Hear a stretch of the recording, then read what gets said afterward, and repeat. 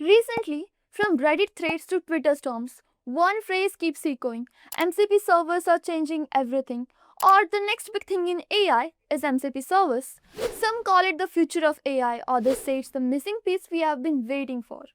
But what exactly are MCP servers and why is the entire AI world suddenly obsessed with it? Are they really worth the hype? Let's see it in detail. Before getting started, let's consider a scenario here.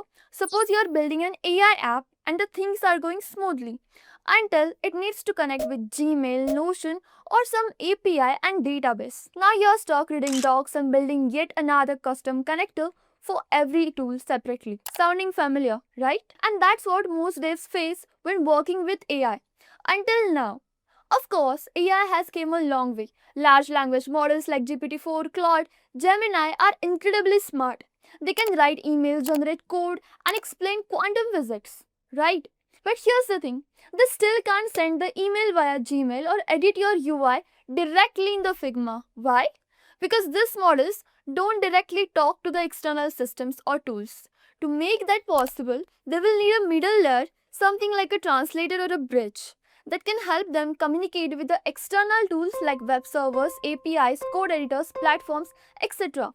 And that bridge is the MCP servers. MCP stands for Model Context Protocol, a game changing innovation introduced by Anthropic, the company behind Claude, one of the most efficient and high performing LLMs. It's already being hailed as the next big thing in AI. And when even Google adopted this new thing so quickly, it became crystal clear that this thing is the future. MCP solves a fundamental problem in AI automation and evolution. That is, how to connect smart models with real world tools without writing endless custom and fragmented integration codes.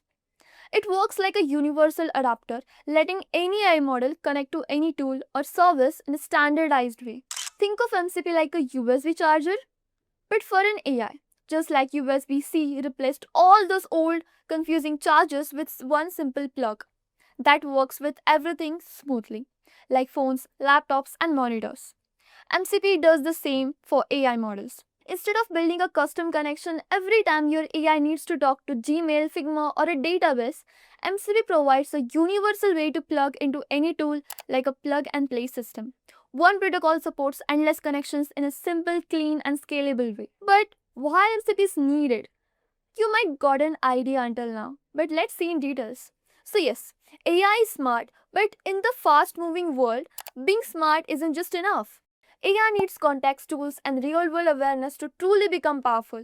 And that's where MCP becomes the hero, bridging the gap between what AI can say and what it can actually do. Now, before we jump into what MCP servers are, how they work, now let's see how MCP servers rose to fame and why it's making headlines and how it's quietly becoming the backbone of modern AI automation. Considering now we know that even the smartest LLMs can't act on your behalf. They can suggest, explain, even write the code, but they can't execute them. Fetch the latest stock price or move a Figma frame. And right there, Anthropic's MCP, that is Model Context Protocol, emerges as a pivotal solution to these challenges. MCP provides AI models the power to interact with the world beyond their own minds. It defines a set of standardized rules, specifically a protocol that external applications and tools can use to give context to an AI model. This context can be data, capabilities, or even actions that can be performed. And because the system is standard, any tool can plug in, any model can understand, and everything just works. Now that you already got an understanding of what MCPs are, so let's see how do they work. MCPs operate on a client-server model. Imagine it like a team working together with the three main players like the host, the MCP client, and the MCP server. First, let's talk about the host process.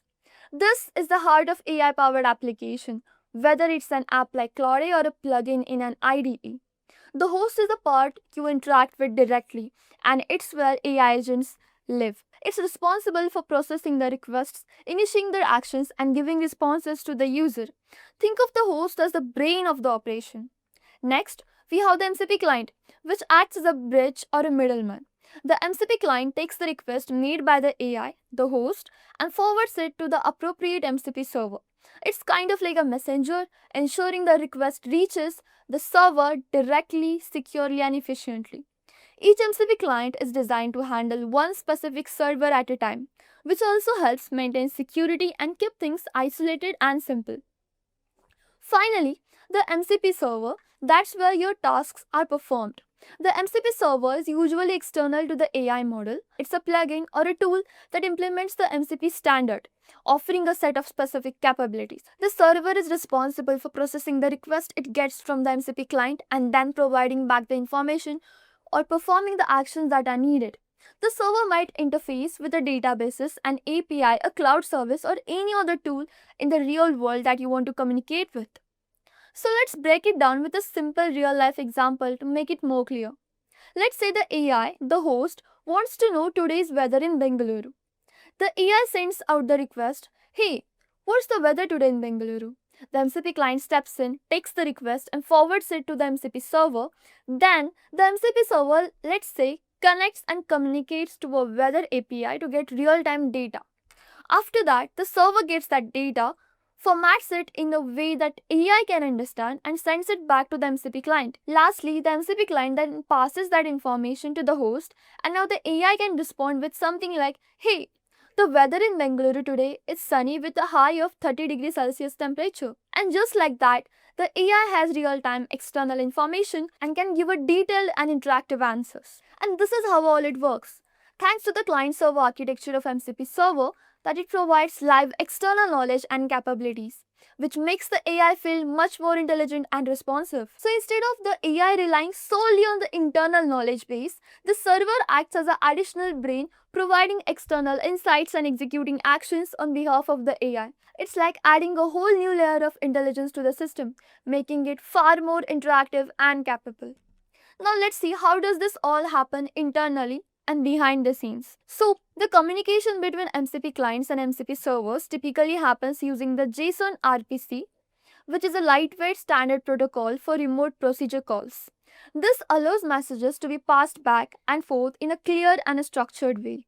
Now MCP supports different ways of sending and receiving the messages. For local processes, it uses STDIO, that is standard input output, which is perfect for processes running on the same machine. For remote communication, it uses HTTP with server sent events, that is SSE, which is a way of sending real-time updates from the server to the cloud over the web. A big part of MCP design focuses on security and controlled access. The host is in charge of managing the clients and approving which servers they can connect to. This means users and organizations have full control over what their AI assistants are allowed to access, ensuring everything is tightly secured, which is really crucial when it comes to open source intelligence. Now let's see what is the real life impact of MCPs worldwide. The true power of MCP, Model Context Protocol, becomes clear when we look at how it's being applied across real world tools and platforms. MCP is already powering some pretty impressive tools across development, enterprise, and data analysis. In the dev world, tools like SourceGraph Cody and Z Editor uses MCP to give AI assistants access to large code bases and dev resources, making code suggestions smarter and more context-driven. While in enterprise settings, Block uses MCP to securely connect AI with internal data. Then comes Apollo, which links AI tools to CRM systems, improving the decision-making and client interactions. Even for the data querying, apps like AI to SQL let users generate SQL queries using natural language, all made possible through MCP. Cloud Desktop is another great example. It uses MCP to access local files and apps securely, so it can offer highly relevant real-time help on your machine. Beyond that, platforms like Replit, Codium, and Appifier integrating MCP to let AI agents automate web searches, extract data, and even review the GitHub PRs with full context. From coding to workflows, MCP is becoming the go-to standard for connecting AI with the real-world tools securely and at scale. But the potential doesn't just stop here. Imagine a personal AI assistant with the deep access to our local apps, files, workflows, or even complex workflows orchestrated across multiple systems. Thanks to the MCP standardized, secure, and scalable approach, all of this is possible now. The goal for MCP servers is to become a standardized method for integrating AI tools and services across the web. With this approach, as new AI models and tools are created, they will seamlessly connect through MCP servers, allowing a far more interconnected and efficient AI ecosystem. If you're excited about MCP servers and their potential to revolutionize AI integration, stay tuned as we are going to see how you can build your own MCP server in my upcoming video. Also, feel free to share your thoughts and ideas in the comments. Don't forget to like and subscribe to IntelliPast YouTube channel. See you in the next one.